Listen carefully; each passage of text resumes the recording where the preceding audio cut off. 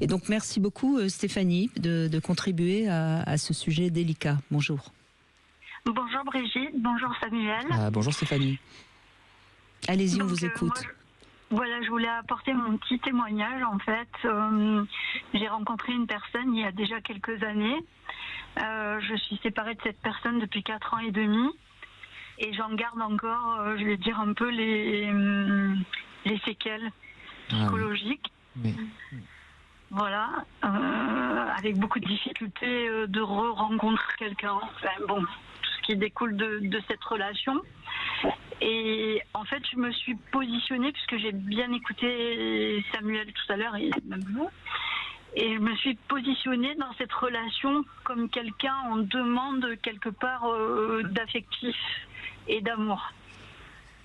Oui, Voilà. c'est-à-dire que vous étiez, quand vous l'avez rencontré, vous aviez le sentiment d'être très aimé par cet homme. Ah ben oui. Et donc Énormément. vous avez accepté cette relation et sans vous rendre compte que petit à petit, il prenait de l'emprise sur vous. C'est ça. C'est ça. Moi hein. j'étais célibataire donc depuis 1 an. Et je n'avais jamais vécu, je vais dire, une relation aussi belle, aussi jolie, aussi épanouissante, avec des mots gentils tout le temps, des cadeaux, des bouquets de fleurs. C'est la totale, ouais, la totale. Et donc, petit à petit, je vais dire, bon, au bout d'un an, quand même, au bout d'un an, j'ai décidé d'aller m'installer avec lui. Donc, j'ai tout quitté sur ma région. Je suis partie m'installer chez lui. Et c'est à ce moment-là que ça... Le piège se referme. Oui. Mais oui. Oui. Dès ce moment-là, j'ai senti... je sais pas comment expliquer, j'ai senti un grand vide autour de moi. Oui. Et voyez Stéphanie, merci de ce mot, un grand vide. J'ai senti un grand vide et je ne cesse de répéter, le corps ne nous trahit jamais. C'est à ce moment-là que vous auriez eu l'indice qui vous laissait entendre que ça allait aller de pire en pire. Bon, après vous n'étiez pas préparé, vous n'étiez pas au courant. Enfin, je veux dire, on ne sait pas tout ça. Hein. Tu as été séduite. Oui. C'est la séduction de l'emprise, c'est terrible. Hein. Et donc vous êtes, j'imagine, tombé sur une personne toxique et qui vous a tout doucement humilié, critiqué, dévalorisé. C'est ça, vis-à-vis de mon... Alors, bon, en plus, j'étais dans une région où je connaissais personne. Oui, il a fait le vide autour de vous pour pouvoir mieux... pour que vous soyez sa proie, hein, tout simplement.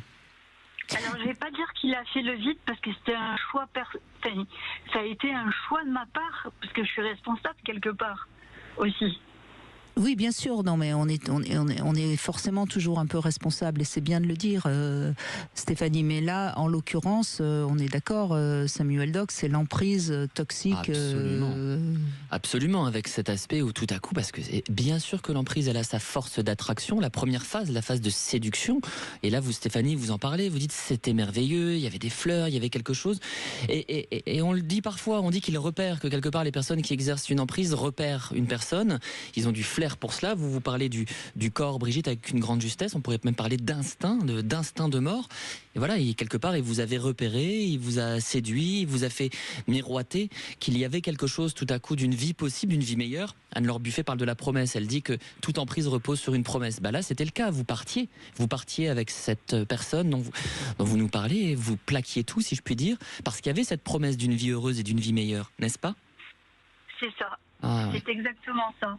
Et donc, étant dans cette région, ne connaissant personne, que certains de ses amis, j'allais quand même parler à ses amis à lui, et j'avais l'impression que c'est moi qui devenais folle. En fait, j'avais l'impression d'être folle de décrire une personne qu'eux ne connaissaient pas, et je voyais bien leur désarroi. Je me dis, mais en fait, ils me connaissent pas, ils savent pas d'où j'arrive, avec ce que je décris sur leurs propres amis. Absolument. Comment est-ce qu'ils peuvent me croire, en fait? Et personne ne me croyait. Absolument. Personne ne me croyait. Mais oui. Mais il a été violent avec les mots, physiquement.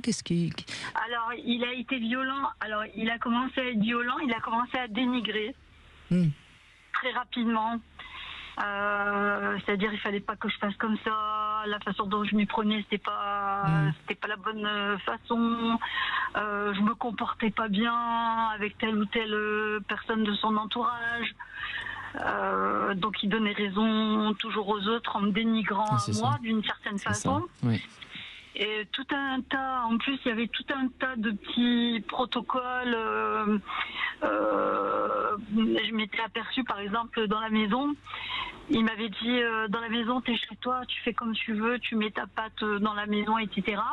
Et en fait je me suis rendue très rapidement compte que quand j'essayais de bouger quelque chose ou que je faisais c'était jamais chose, bien. Le contrôle. Alors tout à fait. Même pas quelque chose qui n'était pas à l'ancienne, c'est-à-dire quelque chose je veux dire comme un protocole qu'il faisait avant. Il avait l'habitude de faire ça de telle manière, ça de telle manière. Et moi, avec la nouveauté, je bouleversais tout ça. C'est ça. Et quand je bouleversais, il passait derrière moi et il remettait à l'identique. Oui. Et des fois, je me disais, mais c'est toi. Non, mais peut-être que c'est toi qui déraille. Non, c'est très fort là. C'est très fort parce que quand on observe cliniquement vraiment, on parle des tyrans. Au-delà des personnes toxiques, on parle de personnes tyranniques. Effectivement, elles sont souvent dans un très très très très grand contrôle qui leur permet d'éviter de se confronter à des angoisses de perte. Ce sont des personnes qui ne savent absolument pas comment composer avec leur propre anxiété, qui n'accèdent pas à l'altérité, au vécu de l'autre. Ça, Stéphanie, vous le décrivez très bien. Le fait qu'ils ne comprenaient pas vraiment ce que vous ressentiez, qu'au contraire, qu'ils se nourrissaient de cela. Et enfin, un point important qui m'a fait réagir, c'est le contraste qu'il y a. Ça, je le vois, j'ai une patiente actuellement qui me le décrit en séance. Le contraste qu'il y a entre la personne publique et la personne privée. Souvent, on va dire mais on ne comprend pas qui tu nous décris, c'est un vrai soleil. Il est tellement positif, il est tellement chaleureux, enthousiaste ou que sais-je encore, que la personne qui vit l'emprise ne comprend même pas ce décalage-là. Est-ce que c'est ça, Stéphanie ? C'est ça, il faisait ça également puisqu'il avait un poste à responsabilité. En plus, donc je veux dire, il faisait ça parce qu'après, moi je me suis documentée au bout de quelques années, parce que j'ai pas vu tout de suite.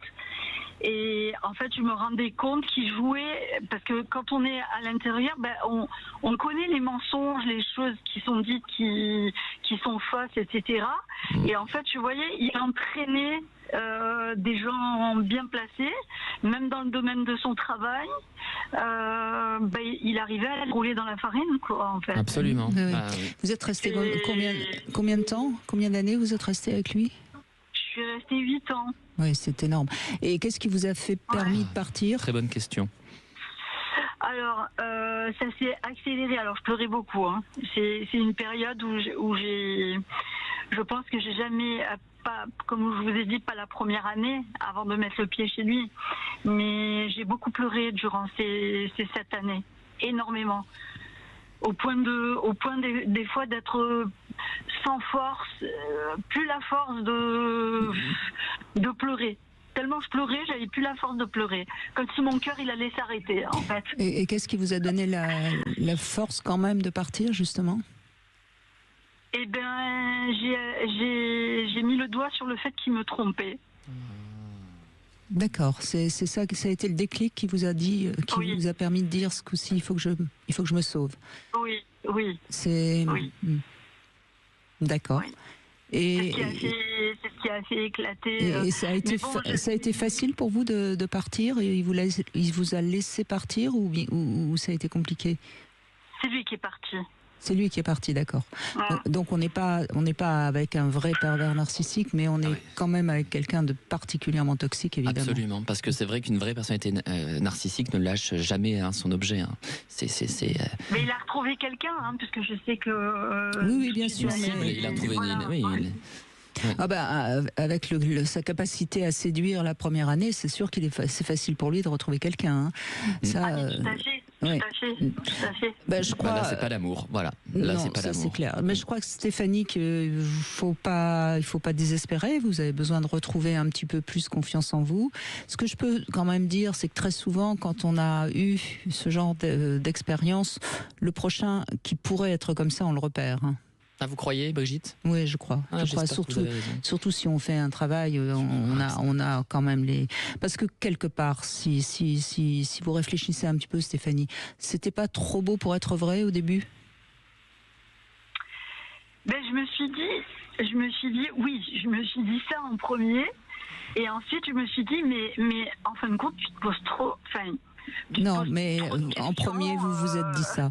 Quand on se dit ça, quand c'est la première phrase qu'on se dit, c'est que c'est vraiment trop beau pour être vrai. Cette petite intuition du tout début, elle est importante surtout. Et je le dis pas pour vous, parce que vous êtes passé par là, et là je crois que la prochaine fois, s'il y avait encore ça, vous le repéreriez. Je le dis pour tous ceux qui nous écoutent. La petite première impression, c'est pratiquement toujours la bonne. En amour, en tout cas. Merci beaucoup, en tout cas, Stéphanie. Oui,